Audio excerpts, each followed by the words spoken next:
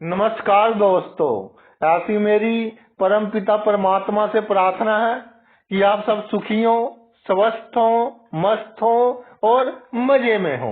आज मैं आपकी सेवा में एक नया वीडियो लेकर हाजिर हुआ हूँ। वीडियो शुरू करने से पहले आपसे विनम्र विनती है कि अगर आपको मेरा ये वीडियो अच्छा लगे तो मेरा चैनल सब्सक्राइब कर देना और मेरा वीडियो लाइक व शेयर कर देना। चलिए आज के मुद्दे पर आते हैं।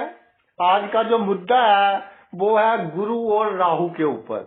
गुरु सबसे शुभ ग्रह माना जाता है ज्योतिष में, लेकिन सबसे अशुभ फल देने वाला ग्रह कलयुग में गुरु ही है। राहु काल्पनिक ग्रह है, माया है, इल्यूजन है और इसका पार पाना बहुत मुश्किल है। गुरु और राहु अगर एक दूसरे के अनुसार क्या फल देंगे ये हमने देखना हो तो टेक्निकली कुछ बातें हमको समझनी पड़ेंगी कि इनका मैकेनिज्म क्या है। गुरु क्या है? देखिए, गुरु लालची नहीं है। अगर मैं ये कह दूं गुरु लालची ग्रह नहीं है तो ये गलत होगा। गुरु लालच ना करने का दिखावा करता है।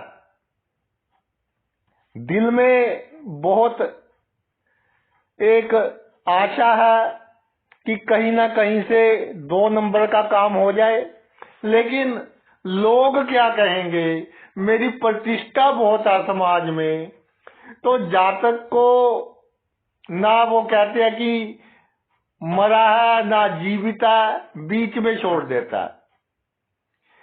राहु एक तरफा चलता है कि मैं तो बुरा हूं, मैं बहुरूपिया हूं, मैं गलत काम करता हूं, मैं जिसे फल देता हूं बहुत बड़ी मात्रा में देता हूं, मैं ना कानून देखता हूं ना गैर कानून देखता हूं, बाय हुक बाय क्रुक मैंने फल अच्छा देना है, चाहे पिटाई करनी पड़े किसी की, किसी से धोखा करना पड़े, छल करना पड़े, या किसी के पांव पड़े, खुशामद करें, साम दाम दंड भेद।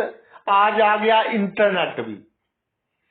किसी भी वस्तु का या किसी भी नीति का उपयोग करना पड़े मैं करूंगा, लेकिन जातक को अगर मैं शुभ है तो शुभ फल दूंगा, अगर मैं अशुभ हूं तो अशुभ फल दूंगा।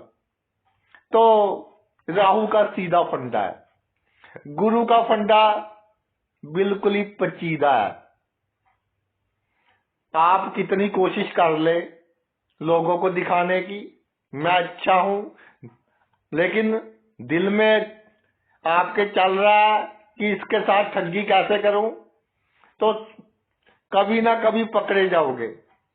वो एक कहावत भी है कि 100 दिन चोर के होते हैं, एक दिन साध का भी आता है उसके बाद। तो गुरु और राहु की जुती हो जाए तो ये जो जुती है जातक के जो जीवन के बड़े बड़े डिसीजंस हैं उनको प्रभावित करती है। देखने में, शो करने में, चलने में, व्यवहार करने में, जिससे एक बार मिला है, 2 बार मिला है, वो कहेगा जी बंदा बहुत अच्छा है, लेकिन जिसके साथ लंबे समय से जातक का कोई ना कोई रिलेशन है तो ऐन मौके पर राहु और गुरु का ये कॉम्बिनेशन जिसने जातक का बहुत किया उसके साथ रिलेशन खराब करवा देता है। क्योंकि गुरु है जो वो तो चाहता ही ये है कि ऊपर से मैं सबके लिए एक आइडियल पर्सन रहूं, लेकिन मुझे फायदा भी हो, लोग बुरा भी ना कहें और फायदा भी हो। लेकिन राहु एक धुआं है, इल्यूजन क्रिएट कर देता है, तो जब इकट्ठे होते हैं तो जीवन के सभी क्षेत्रों में जातक के जो डिसीजन होते हैं वो गुस्से में आकर, चिड़चिड़ाहट में आकर, हड़बड़ाहट में आकर बहुत जल्दी ले लेता है और वो उसके लिए लॉन्ग रन में बहुत अधिक नुकसान करते हैं। और गुरु और राहु इकट्ठे पड़े हो, कई बार जातक सिग्नेचर कर देता है, नहीं चाहता किसी कागज पर करना, लेकिन परिस्थिति ऐसी बन जाती है कि सिग्नेचर कर देता है, तो वो सिग्नेचर उसके लिए गले की हड्डी बन जाते हैं। तो सिग्नेचर सोच समझकर करने, आपने कागज अच्छी तरह से पढ़कर करना है। अगर नहीं आपको अच्छा लग रहा, सिग्नेचर ना करें। और जो डिसीजन है वो उत्साह में आकर, गुस्से में आकर बिल्कुल ना लें। लॉन्ग रन में आपके लिए बहुत अधिक प्रॉब्लम क्रिएट कर सकते हैं। आपको ऐसी जगह लाकर खड़ा कर सकते हैं कि एक तरफ कुआं, एक तरफ खाई, यानी दोनों ओर ना इधर जा सकते हैं ना उधर जा सकते हैं। तो मानसिक चिंता रहेगी, क्योंकि दिल तो कहता है कि मेरे पास सभी कुछ हो, उसका धन भी हड़प लूं, इसका भी हड़प लूं, लेकिन दिमाग कहता है मेरी रेपुटेशन बहुत अच्छी है, मेरी हैसियत बहुत अच्छी है। तो इन दोनों के बीच बंदा पिसता रहता है बिना मतलब की टेंशन। और जिसके साथ बरसों से अच्छे रिलेशन होते हैं, एक छोटे से लाभ के कारण वो रिलेशन खराब कर लेता है और उसका खमियाजा पूरी उम्र जातक को भुगतना पड़ता है। जब गुरु से राहु दूसरे भाव में विराजमान हो जाए तो सीधा इसका इंडिकेशन ये है कि आपको जो धन है, संचित धन आपके पास, एफडी या और किसी रूप में संचित है, जेवर है, गहने हैं, उनको सेल करने से पहले 10 बार सोचें। और कुटुंब के लोग, आपके रिश्तेदार, उनको कभी उधार नहीं देना, उनके लिए कभी अपनी हैसियत से अधिक कोई काम बिल्कुल नहीं करना। और सबसे बड़ी बात यह है कि जो आपकी वाणी है, मैं तो ये कहूंगा गुरु से राहु दूसरे भाव में हो, बहुत कम बोले। वाणी भी आपकी ड्यूल होगी, ऊपर से कुछ और, बीच में कुछ और, तो ये भी प्रॉब्लम क्रिएट करेगी। गुरु से राहु दूसरे भाव में प्रतिष्ठा बढ़ाने की कोशिश नहीं करनी। लेन देन के मामला हमेशा लिखित में हो और सिग्नेचर करने से पहले 2 बार डॉक्यूमेंट को पढ़िए। खास तौर पर जो आपके पड़ोसी हैं, गली मोहल्ले में पड़ोसी हैं, या आपके ऑफिस में आपके पड़ोसी हैं, तो बहुत अधिक ध्यान रखना है इस बात का। सिग्नेचर आपने कर दिए तो आपको लगेगा कि आपने अपने हाथ कटवा लिए और इसका बहुत लॉन्ग रन तक आपको खमियाजा भुगतना पड़ेगा। गुरु से राहु दूसरे भाव में विराजमान हो तो अपनी जीभ पर कंट्रोल रखें, स्वाद पर कंट्रोल रखें, नहीं तो बिना मतलब की बीमारियां आपको घेरी रहेंगी और आपको मालूम होगा कि ये वस्तु मेरे लिए अच्छी नहीं है, लेकिन फिर भी आप वो खाएंगे।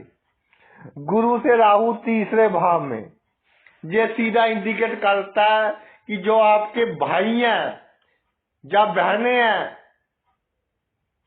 उनसे रिलेटेड जो डिसीजन लेने हैं स्पष्ट लें। आप उनका करना चाहते हैं तो बिल्कुल स्ट्रेट फॉरवर्ड होकर उनका कीजिए।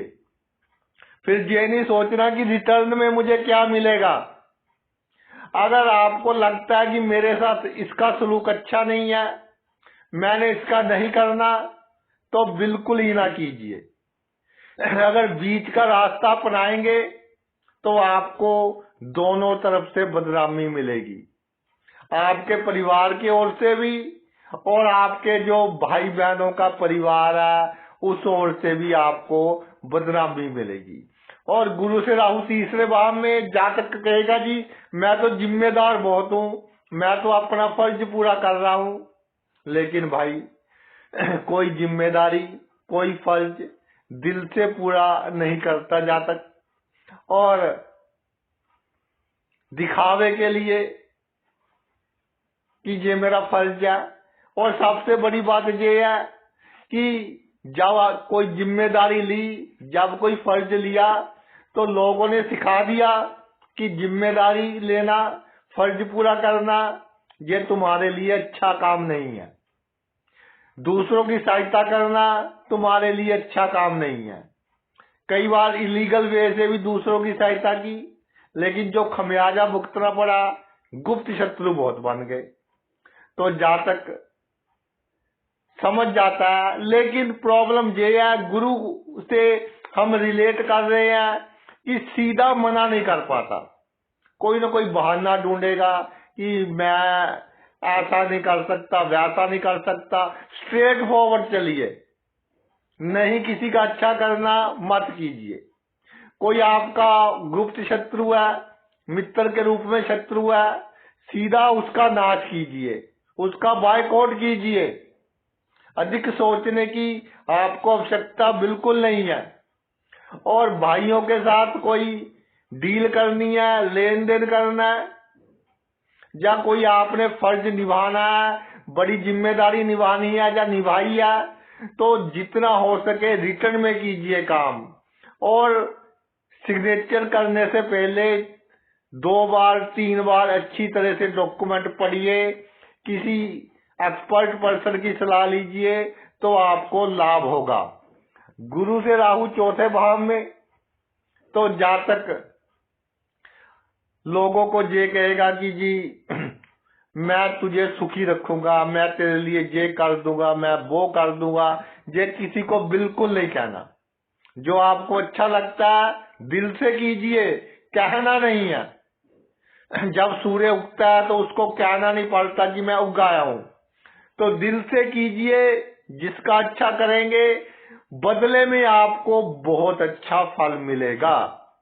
और जो आपके परिवार के सदस्य हैं, वो आपकी जो एक अंदर डर की भावना है कि मेरा इससे काम भी सिद्ध हो जाए और मैं इसका बुरा भी कर दूं, इसको पता भी ना चले, तो ये पॉसिबल नहीं है।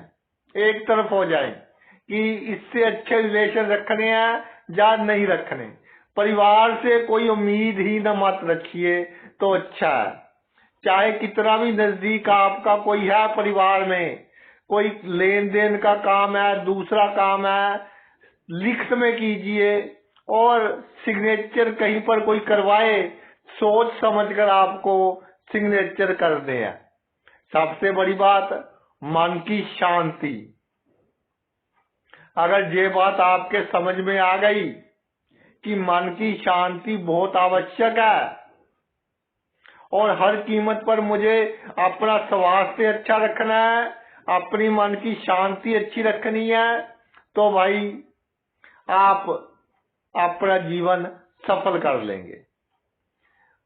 गुरु से राहु चौथे भाव में जब विराजमान हो जाता है, तो जब आपको नींद आने में प्रॉब्लम हो तो समझ लेना कि प्रॉपर्टी रिलेटेड कोई डिस्प्यूट होने वाला है, तो उससे आपको बच कर रहना है। गुरु से राहु पंचम भाव में विराजमान हो। पंचम भाव है रिस्क इन्वेस्टमेंट का, पिछले जन्म के कर्मों का। तो रिस्क इन्वेस्टमेंट में बिल्कुल कम से कम निवेश करिए, लेकिन जितना कम करेंगे उतना अधिक लाभ होगा। और अगर जितना अधिक करोगे अचानक आपको घाटा होगा। और कई बार ऐसा होता है कि ये भाव कानूनी मसले उलझा देता है। अचानक हमसे कोई ना कोई ऐसा काम करवा देता है कि हम बिना सोचे समझे डिसीजन ले लेते हैं और उसका असर हमारे ऊपर बहुत बुरा पड़ता है। तो गुरु से राहु पंचम भाव में हो, हमारी सोचने की शक्ति, तर्क वितर्क करने की शक्ति उसको ड्यूल कर देता है कि हम तय नहीं कर पाते कि सही जगह जाए या गलत जगह जाए। गलत जगह जो हमें गलत लगती है, क्या मालूम हमारे लिए सही हो। तो परिस्थिति के अनुसार डिसीजन लेना है। कई बार जीवन में गलत कार्य भी करने पड़ते हैं। तर्क वितर्क करना हो, नुक्ताचीनी करनी हो, बहसबाजी करनी हो, बिल्कुल ना करना। ये सोचकर कि मैंने इसके सामने अच्छा बनना है और जैसे मगरमच्छ के आंसू है वो बहाइए, तो आपको बहुत अधिक लाभ होगा। गुरु से राहु पंचम भाव में ईमानदारी का ढोल नहीं पीटना। मैं जी ईमानदार हूं, मैं बेईमानी नहीं करता, आप कहिए मैं बेईमान हूं।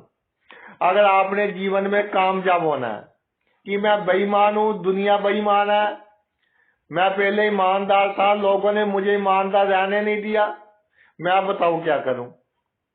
तो दुनिया ने मुझे बेईमान बनाया। जैसे जन्म लेते कोई चोर नहीं होता, इसी तरह मैं भी बेईमान नहीं था, लेकिन दुनिया ने मुझे बेईमान बनाया। संतान है जो आपकी, उसके ऊपर पोजेशन नहीं रखनी कि मेरा बच्चा है जी, मेरी बच्ची है, आपका कोई नहीं है। इस दुनिया में कोई रिश्ता किसी का नहीं है। जितनी संतान से अधिक एक्सपेक्टेशन रखोगे उतना अधिक आपको दुख मिलेगा।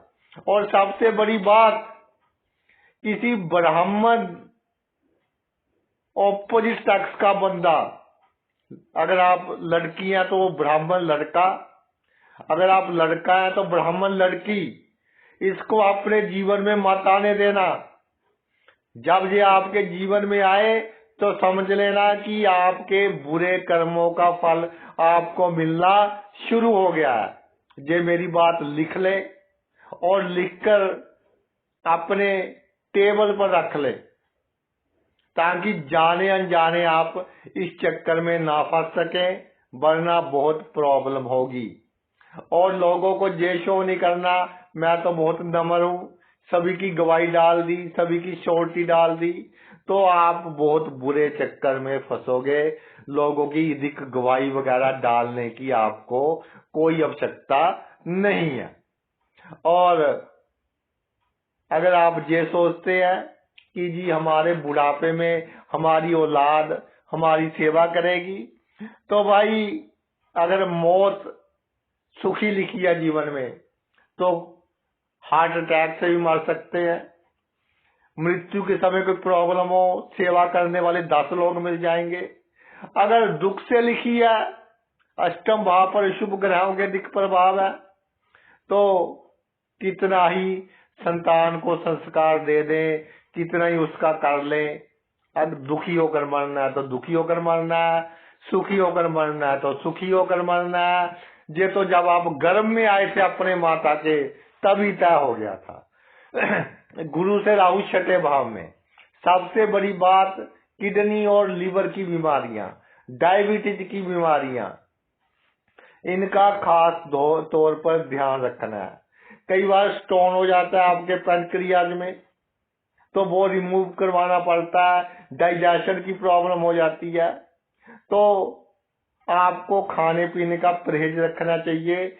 उसके बाद और मल्टी प्रॉब्लम्स होने के चांस बढ़ जाते हैं जब गुरु से राहु आपका छठे भाव में विराजमान होता है।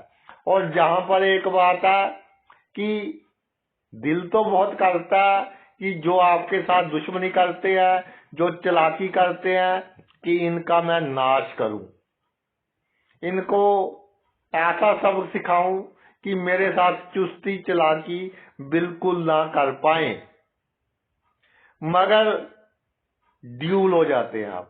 डिसीजन कई बार चिड़चिड़ेपन में ऐसा ले लेते हैं कि दुश्मन को बिल्कुल उसके सामने जाकर ललकार लेते हैं, तो क्रिमिनल केस बन जाता है। क्रिमिनल केस नहीं बनाना, हमने पीठ के पीछे से वार करना है। तो पहले ही अपने अंदर इतना गुस्सा बढ़ने ना दे कि ज्वालामुखी बनकर फटे। जब दुश्मन की हरकतें आपको अच्छी ना लगे तो उसे पहले ही समझा दे। जब पहले ही आपका जो रिएक्शन है उसके प्रति नेगेटिव होना चाहिए, तो आपको बहुत अधिक लाभ होगा। और गुरु से राहु छठे भाव में विराजमान हो तो ननिहाल पक्ष से कोई लेन देन करें तो लिखित में करें, और सिग्नेचर किसी भी कागज पर करने हो सोच समझकर आपको करने हैं। नौकरी करते हैं अगर आप, वहां पर बिना देखे सिग्नेचर ना करें। कोई आपका जूनियर करवाने आ गया तो उसको कह दे कि भाई थोड़ा समय दे, पढ़कर अच्छी तरह से कागज को उस पर आपने सिग्नेचर करने हैं। नहीं तो कई बार इस तरह के पेपर्स पर सिग्नेचर हो जाएंगे जो आपके अपजश का कारण बनेगा। लेकिन आपने किए होंगे किसी के भरोसे में, लेकिन वो आपके लिए बहुत बड़ी प्रॉब्लम क्रिएट करेगा। सप्तम भाव में राहु विराजमान हो, गुरु से सप्तम भाव में राहु विराजमान है, तो एक बात मेरी ध्यान रखना, खास तौर पर मेरी बहनें जिनकी कुंडली में है, कि जितना वो आइडियल बनने की कोशिश करेंगी गृहस्थ जीवन में, उतनी प्रॉब्लम आएगी। उनको कूटनीति अपनानी पड़ेगी, डिप्लोमेसी अपनानी पड़ेगी, तब जाकर उनका गृहस्थ जीवन सही रहेगा। और जिन पुरुषों की कुंडलियों में गुरु से राहु सप्तम भाव में है, वो राज की बातें बता देते हैं अपनी पत्नी को, इमोशंस में आकर कि मेरा जी उसके साथ अफेयर था, हमारे खानदान में ये चल रहा था। तो बाद में पूरी उम्र वो बातें उनको सुननी पड़ती हैं, और जो उनका गृहस्थ जीवन है उसमें प्रॉब्लम रहती है। और कई बार एकदम डिसीजन नहीं ले पाते कि पत्नी ये कहती है, माता ये कहती है कि अब मैं क्या करूं, बीच में फंसे रहते हैं। पत्नी भी दुखी करती रहती है, माता भी दुखी करती रहती है। तो एक डिसीजन ले, फर्म ले, जो करना है कीजिए।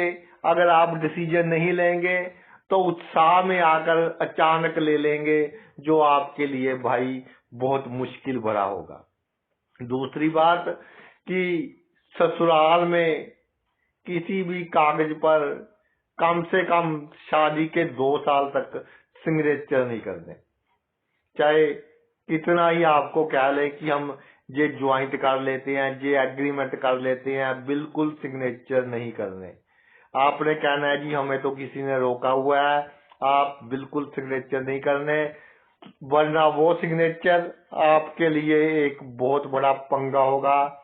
आपका संबंध विच्छेद भी हो सकता है।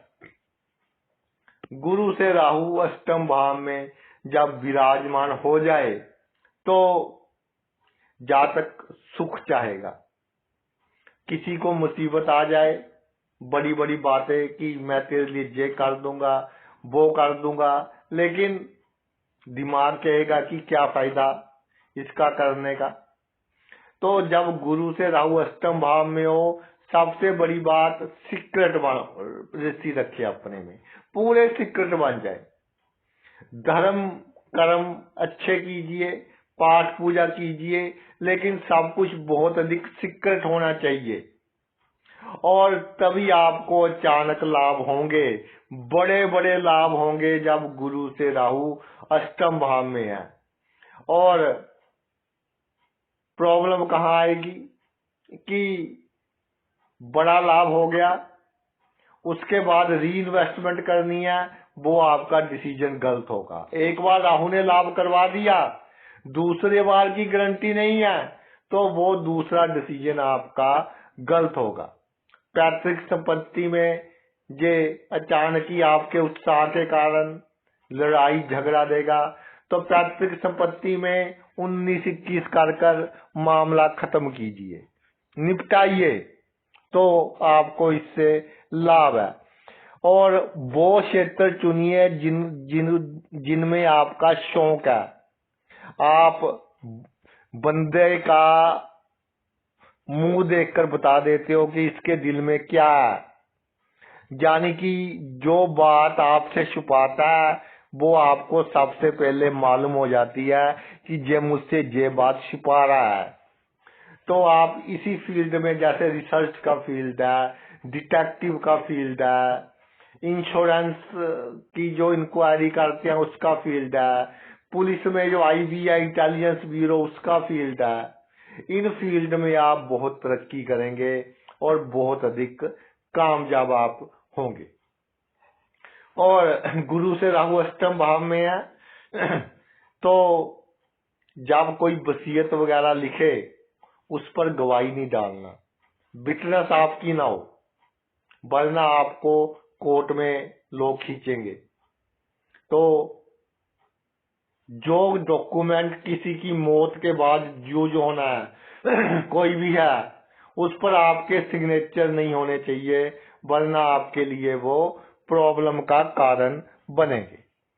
नवम भाव में गुरु से राहु हो तो देखिए, नवम भाव में जब राहु आ जाता है तो गुरु कहता है कि मैं धार्मिक बनूंगा, राहु कहता है जब मुझे आवश्यकता होगी मैं तभी धार्मिक बनूंगा, जब लड़ाई झगड़ा करवाना होगा, पॉलिटिक्स में विजय प्राप्त करनी होगी, विदेश की धरती में लोगों के बीच फूट डालकर खुद लाभ लेना होगा, तब धार्मिक बनूंगा। गुरु कहेगा कि ऐसा नहीं करते, राहु कहेगा कि इसके बिना गुजारा नहीं है। तो राहु का धुआं गुरु के आगे एक अल्यूजन क्रिएट कर देगा। वो गुरु पर, राहु पर जब गुरु की दृष्टि पड़ती है तो कहते हैं कि राहु का शुभ प्रभाव खत्म हो जाता है। उसके साथ ये नहीं कहते कि गुरु का शुभ प्रभाव भी खत्म हो जाता है। तो गुरु का शुभ प्रभाव कम हो गया, राहु का शुभ प्रभाव कम हो गया, क्योंकि गुरु जो चाहता था वो ही नहीं चाहता, तो राहु अपनी मर्जी करेगा। तो धर्म के क्षेत्र में आपने अपने आप को बिल्कुल निर्लेप रखना है, यानी कि धर्म के क्षेत्र में अगर आज इस देवी देवते से लाभ हो रहा है तो उसके चक्कर में कल आपने उससे कोई और अपनी मनोकामना पूरी की प्रार्थना की, वो नहीं हुई, तो भाई किसी दूसरे देवी देवते के पीछे, ऐसी बात आपने बिल्कुल नहीं करनी। और सबसे बड़ी बात मेरी आप लिख ले कि कभी भी किसी ब्लैंक पेपर पर सिग्नेचर कर किसी को नहीं देने कि तू जूझ कर लेना, ये आपके लिए बहुत अधिक घातक सिद्ध होंगे। और जो आपका भाग्य है इतना अवश्य है कि आपको बड़ी बदनामी से बचाएगा, आपको बड़े रोग से बचाएगा, आपको बड़े कष्ट से बचाएगा, बड़ी से बड़ी प्रॉब्लम छोटी प्रॉब्लम में तब्दील हो जाएगी जब गुरु से राहु नवम भाव में विराजमान है। तो जहां पर राहु एक प्रोटेक्टर का काम करेगा कि जब भी आप पर कोई प्रॉब्लम आएगी राहु आपको उस प्रॉब्लम में से निकालेगा। गुरु से राहु दसम भाव में विराजमान हो जाए, जब गुरु से राहु दसम भाव में विराजमान हो गया तो सबसे बड़ी बात पिता का आशीर्वाद लेते रहना है। पिता का आशीर्वाद, गुरु का आशीर्वाद लेते रहे, आपको बहुत अधिक लाभ होगा। जिसने आपको कोई गुण दिया है, अगर आपने उसके साथ बहसबाजी की, नुक्ताचीनी की, उसका अपजश किया तो आप जीवन में तरक्की नहीं कर पाएंगे। गुरु से राहु दसम भाव में विराजमान हो तो जिसने आपको कोई गुण दिया है उसके साथ हमेशा अच्छा व्यवहार करना है, और जो आपके साथ प्रॉब्लम क्रिएट कर रहा है, जो भी आपका प्रोफेशन है, तो फिर उसमें आपने कोई लिहाज नहीं रखना, कोई दयालुपन नहीं दिखाना। और जितना उसको सिवियरली दबाया जा सके उतना आपको दबाना होगा, वरना ज्वालामुखी बनकर अंदर ही अंदर आप कुलते रहेंगे और कुलने के कारण गलत समय पर आप गलत डिसीजन ले लेंगे।